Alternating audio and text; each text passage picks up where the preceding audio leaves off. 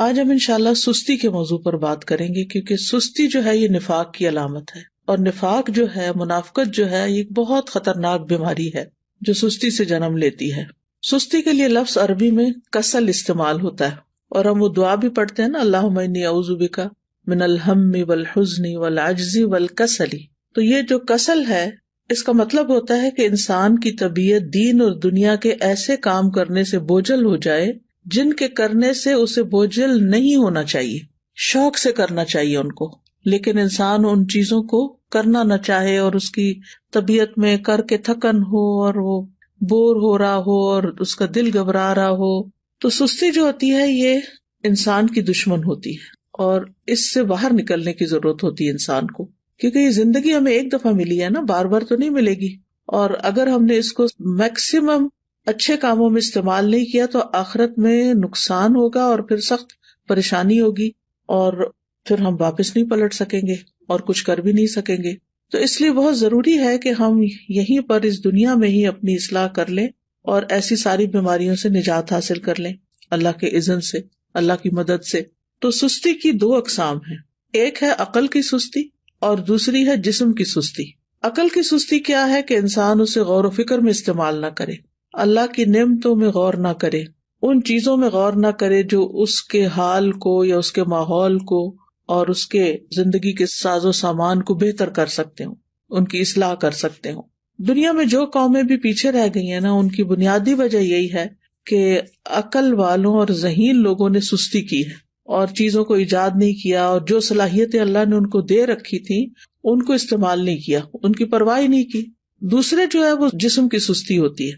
جسم کی سستی جو ہوتی ہے یہ انسان کو نیکی کے کاموں سے محروم کر دیتی ہے، اور خاص طور پر عبادت میں پیچھے رکھتی ہے۔ جیسے ابھی آپ نے یہ آیت کی تلاوت سنی کہ منافق جو ہیں جب نماز کے لیے کھڑے ہوتے ہیں تو انتہائی سستی سے کھڑے ہوتے ہیں، اور بس دکھانے کی نماز پڑھتے ہیں کہ دوسروں کو پتہ چل جائے کہ ہم نے نماز پڑھ لی، اور وہ اللہ کو بہت تھوڑا یاد کرتے ہیں۔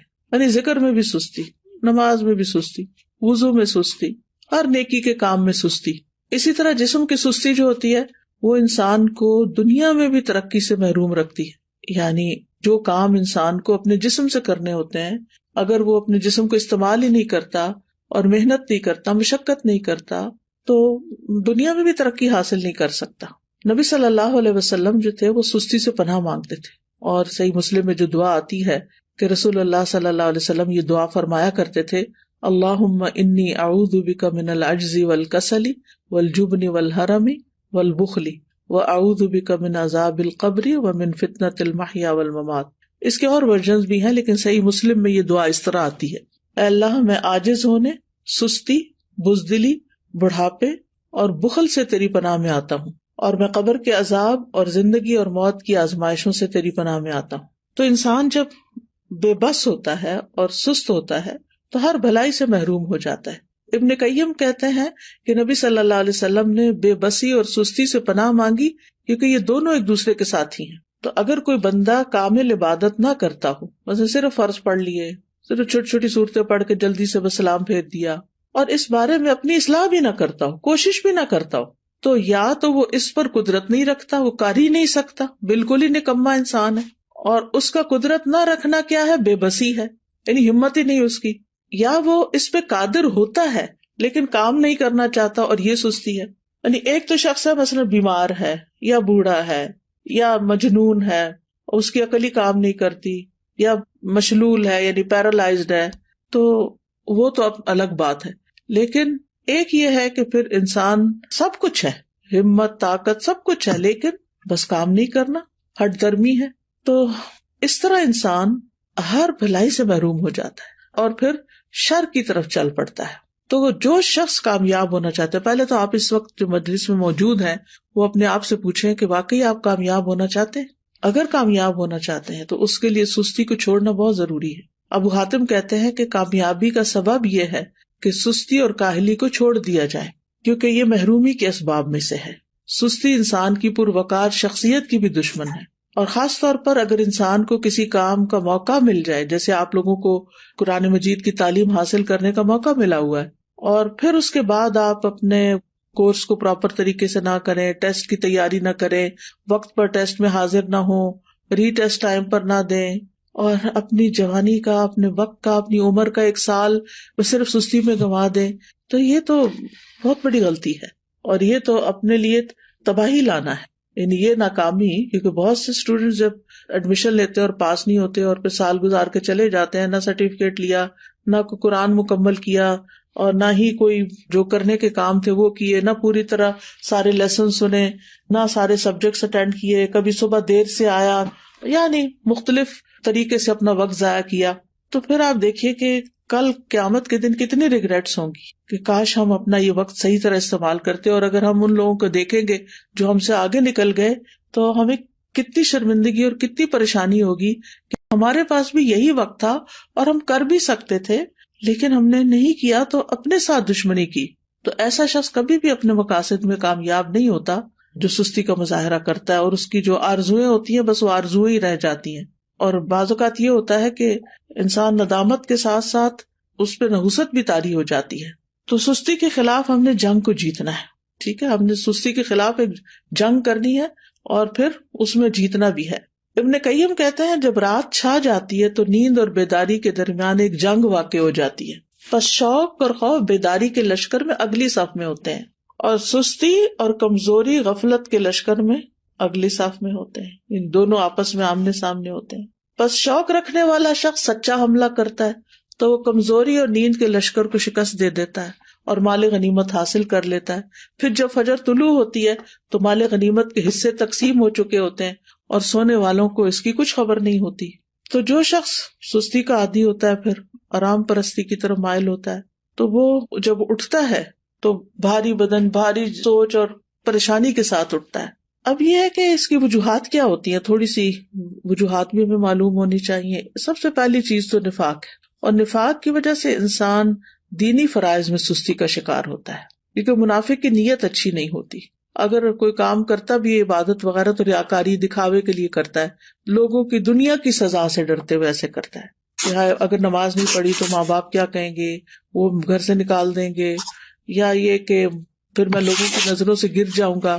اسی طرح یہ ہے کہ لیسن صرف استاد کے ڈر سے یاد کرنا، قرآن کے شوق میں یاد نہ کرنا، قرآن سے محبت کی وجہ سے یاد نہ کرنا، ڈپلومہ کورس کرنا تعلیم القرآن کا لیکن اللہ کی خوشنودی کے لیے نہ کرنا، صرف ماں باپ کی خاطر کر لینا، یا پھر یہ کہ لوگوں کو بتانے کے لیے جی اس نے قرآن پڑھا ہوا ہے.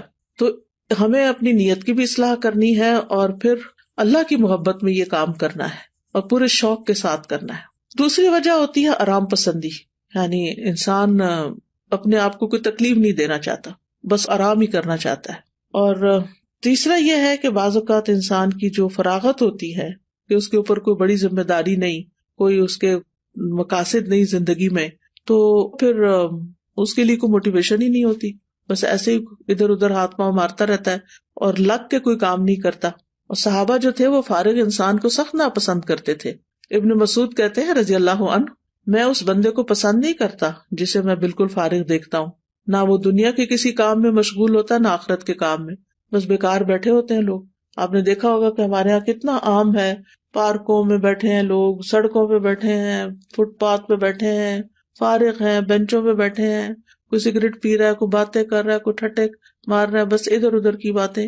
پھر اسی طرح یہ ہے کہ ایک اور وجہ یہ بھی ہوتی ہے عیش پسندی، خوشحالی، کہ انسان کو جب اور لوگ کام کرنے کے لیے خدمت کے لیے مل جاتے ہیں تو پھر وہ خود کام نہیں کرتا اور اس طرح وہ بیکار رہنے کا عادی بن جاتا ہے. لیکن بہت سے عقل مند مالدار لوگ ایسے دیکھے گئے ہیں، وہ کام کر کے خوش ہوتے ہیں، ان کے پاس مال ہوتا ہے، وہ بہت سے خادم رکھ سکتے ہیں لیکن پھر بھی وہ اپنا کام خود کرتے ہیں، اپنی گاڑی خود چلاتے ہیں. اور اگر آپ یہاں پر آ کر آپ دیکھیں تو لوگ ملینئر ہوں گے لیکن اپنی کار خود ڈرائیو کر رہے ہوں گے، اپنا گھر خود صاف کر رہے ہوں گے، اپنا گارڈن خود مینج کر رہے ہوں گے. تو جو عیش پسند لوگ ہوتے ہیں وہ پھر سست ہو جاتے ہیں، اور پھر جب انسان کے اوپر بہت زیادہ سستی آتی ہے تو انسان زندگی کے لطف سے بھی محروم ہو جاتا ہے، کیونکہ جب مصروفیت زیادہ نہیں ہوتی تو پھر انسان بور ہونے لگتا ہے، اور وہ بوریت جو ہے وہ انسان کی صلاحیتوں کی قاتل بن جاتی ہے. پھر اسی طرح ایک اور چیز جو بہت سست کر دیتی ہے انسان کو، وہ ہے زیادہ کھانا پینا. جو انسان زیادہ کھاتا ہے، زیادہ سوتا ہے، اس سے بہت سی بلائیاں چھوٹ جاتی ہیں. اور پھر اسی طرح بہت زیادہ سونا جو ہے، نیند، یہ بھی انسان کو سست کر دیتا ہے. جب آپ ضرورت کے مطابق سوتے ہیں تو آپ ایکٹیو اٹھتے ہیں، اور جب زیادہ سو لیتے ہیں نا، جیسے ویکینڈ پہ آپ لوگ، بس یہ تو لازم ہے نا کہ ویکینڈ پہ زیادہ سونا ہے، تو زیادہ سو لیتے ہیں تو جب آپ اٹھتے ہیں تو ایسے طبیعت پریشان ہوتی ہے، آنکھیں بوجھل ہوتی ہے، جسم تھکا ہوا ہوتا ہے، اور پھر سارا دن کوئی خاص کام بھی نہیں ہوتا. لیکن جو لوگ اپنے ویکینڈ کو بھی، سنڈے کو بھی ٹائملی اٹھ جاتے ہیں، نماز اچھے سے پڑھتے ہیں، اذکار کرتے ہیں، قرآن کی تلاوت کرتے ہیں، اپنے جو کام سوچے ہوئے ہوتے ہیں چھٹی کے دن کرنے کے ان کو ترتیب وار کرنا شروع کر دیتے ہیں، تو ان کا دن پروڈکٹیو ہوتا ہے اور وہ خوب ایکٹیو ہو کے دن گزارتے ہیں. ابن قیم رحمہ اللہ کہتے ہیں کہ بہت زیادہ سونا دل کو مردہ کر دیتا ہے، جسم کو بھاری کر دیتا ہے، وقت کو ضائع کرتا ہے، اور یہ بہت زیادہ غفلت اور سستی پیدا کرتا ہے. پھر اسی طرح لمبی امیدیں لگانا، اچھا یہ ہو جائے تو پھر وہ بس سوچتے رہنا، سوچوں میں پڑے رہنا. پھر 8ویں چیز ہے سست لوگوں کی مجلس اختیار کرنا. جب انسان کی دوستی ایسے لوگوں کے ساتھ ہوتی ہے نا جو نکمے ہوتے ہیں تو اس کو بھی نکما کر دیتے ہیں. لیکن اگر آپ ایکٹیو لوگوں کے بیچ میں بیٹھیں گے تو آپ سست نہیں رہیں گے، کیونکہ آپ کو شرم آئے گی کہ سارے لوگ تو کچھ کر رہے ہیں اور میں فارغ بیٹھا ہوں. تو بلند ہمت لوگوں کی دوستی اور ان سے تعلق جو ہے وہ اختیار کریں، کیونکہ ماحول کا جو بگاڑ ہوتا ہے نا یہ انسان کی فکری صلاحیتیں، نفسیاتی، بدنی، ان سب چیزوں کو متاثر کرتا ہے.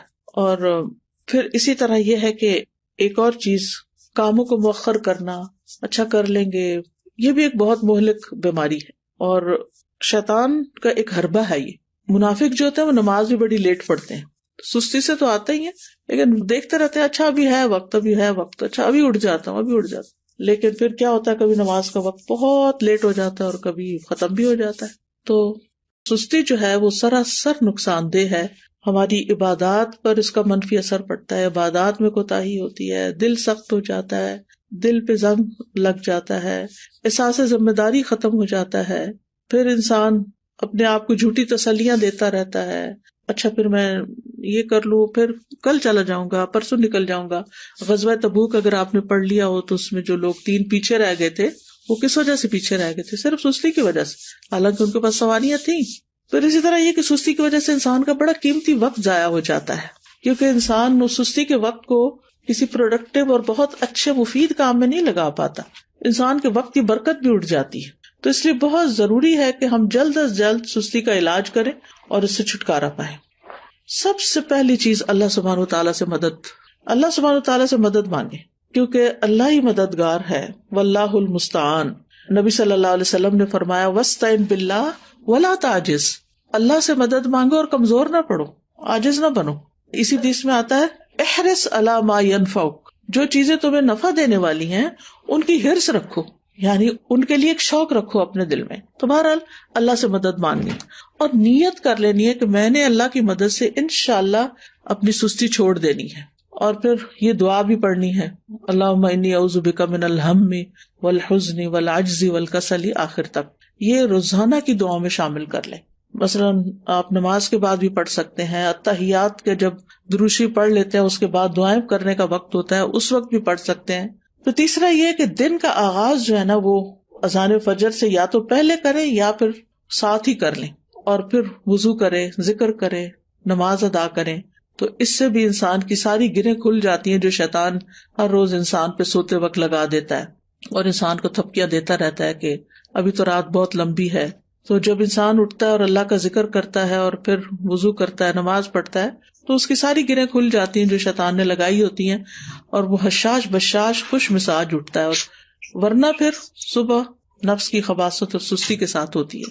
پھر اسی طرح انسان اپنے ذہن میں یہ بات رکھے کہ میں نے سابقون السابقون میں ہونا ہے، مقربون میں ہونا ہے، اللہ کے قریب ہونا ہے. تو اللہ سبحانہ وتعالیٰ کی قربت حاصل نہیں ہو سکتی جب تک کہ انسان اللہ کے راستے میں دوڑ نہیں لگاتا.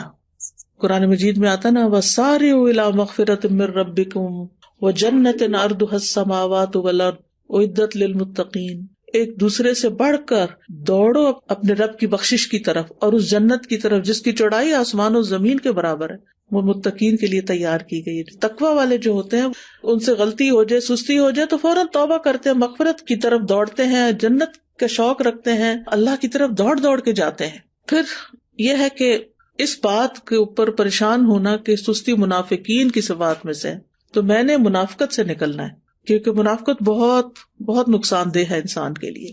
پھر اسی طرح یہ ہے کہ انسان کا اپنی فوڈ اپنی ایکسرسائز، اپنی سونے جاگنے کے اوقات اور دن بھر ایکٹیو رہنے کے طریقے، ان کے اوپر ورک کرنا. یعنی باقاعدہ آپ دیکھیں گے کہ اپنے آپ کو چیک کریں گے کہ آپ کھاتے کیا ہیں، آپ سوتے کس وقت ہیں، آپ اٹھتے کس وقت ہیں، ورزش کتنی کرتے ہیں، اور باقی اپنے کام کتنے کرتے ہیں، اور دن میں اگر سوتے ہیں تو کتنی دیر سوتے ہیں. قیلولہ کرنا تو اس کو تو پاور نیپ کہتے ہیں، وہ سستی کی بجائے انسان کو اور ایکٹیو کر دیتا ہے باقی دن کے لیے. لیکن گھنٹوں بھر سونا دن کو اور رات کو جاگنا، تو اس سے تو پھر انسان کو فائدہ نہیں ہوتا، یہ تو پھر سستی ہے. پھر اسی طرح یہ کہ ہمت بلند رکھیں، اپنے آپ سے مایوس نہ ہو کہ میں نہیں کچھ کر سکتی، میرا نہیں خیال میں ٹھیک ہو سکتی. نہیں، سب کچھ ہو سکتا ہے. اگر آپ کو کوئی جسمانی کمزوری ہے، کوئی بیماری ہے، تو اس کا علاج کریں، کوئی وٹامنز لیں، اپنی فوڈ ٹھیک کریں، بریدنگ ایکسرسائز کریں، واک کریں، اور پھر اللہ کا ذکر کثرت سے کریں، کیونکہ منافق ذکر نہیں کرتے. پھر فارغ وقت میں مفید اور نفع مند کام کریں، کسی کی مدد کریں، اپنے والدین کی خدمت کریں. اگر آپ ہاسٹل میں ہیں تو ہاسٹل میں مختلف کاموں میں مدد کریں. ضروری نہیں کہ کوئی کہے کہ یہ کر دو تو پھر کریں. بعض لوگ خود بھی، مجھے اچھی طرح یاد ہے جب F8 میں الہدا کا ہاسٹل بھی اور کلاسز بھی ہوتی تھی، تو ایک بچی تھی، ماشاءاللہ وہ لائر تھی، کہنے کا مطلب یہ کہ ہائیلی ایجوکیٹڈ بھی تھی.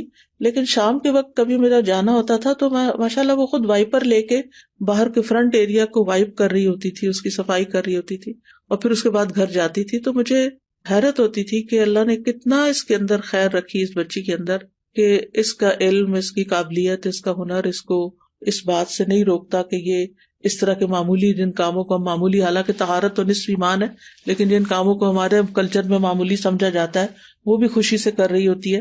تو کچھ لوگ خود سے خود کام نکال لیتے اور کچھ لوگوں کے سامنے کام پڑا تو ان کو نظر نہیں آتا. تو ظاہر ہے کچھ لوگوں نے اپنا آخرت کا اعمال نامہ جو ہے اس کو وزنی کرنا ہوتا ہے، تو انہوں نے تو بڑے اچھے اچھے کام کرنے ہی ہوتے ہیں. اور کچھ لوگ ایسے ہیں کہ جنہوں نے بس دنیا کے 4 دن کوئی زندگی سمجھا ہوا ہے اور اس کو جیسے تیسے گزار رہے ہیں. تو کوئی اپنے فارغ گیپس نہیں جانے دیں اپنے دن میں، ہر وقت کوئی نہ کوئی فائدہ مند کام کریں، اور ہر وقت لذت کی تلاش میں نہ رہیں کہ بس جس چیز میں مزہ آئے گا بس میں وہ کروں گی. نہیں، بس جو کرنے کا کام ہے، جو آخرت میں فائدہ دینے والا ہے، وہ مجھے کرنا ہے. آپ کو پتا نا کہ جنت جو ہے وہ ناپسندیدہ چیزوں سے گھیر دی گئی ہے. تو جب ہم اپنے وہ فائدہ مند کام جو بظاہر ناپسندیدہ ہیں ان کو بھی کریں گے تو انشاءاللہ بہت فائدہ ہوگا. پھر اسی طرح فارغ اوقات میں یا جو چھوٹے چھوٹے وقت ہیں ان میں آپ ذکر اذکار کر سکتے ہیں، قرآن مجید حفظ کر سکتے ہیں، کوئی احادیث حفظ کر سکتے ہیں. لسٹ بنا کے کاموں کی صبح کے وقت ہی رکھ لیں جو کرنے والے ہیں. تو انشاءاللہ آپ دیکھیں گے کہ آپ انجوائے کریں گے، زندگی کو بھی انجوائے کریں گے، آپ کے دل کے اندر ایک راحت ہوگی. پھر اسی طرح یہ کہ کوئی بک ریڈنگ کی عادت ہو، کوئی اور اسی طرح دل پسند مشغلیں ہوں. دل پسند مشغلے سے مراد یہ کہ مفید پروڈکٹیو کام جو ہے. پھر اسی طرح یہ ہے کہ ابن الجوزی کہتے ہیں کہ سستی کا سب سے مفید ترین علاج یہ ہے کہ محنت کرنے والے لوگوں کی سیرت میں غور کریں. محنت کرنے والے لوگوں کی سیرت میں غور کریں کہ بڑے بڑے لوگوں نے کیسے کام کیے. بس حیرت ہے اس پر جو نفع کے موسم میں بیکار رہنے کو ترجیح دیتا ہے، اور جب سرمایہ بکھیر دیا جاتا ہے تو اس کے حاصل کرنے کو چھوڑ دیتا ہے.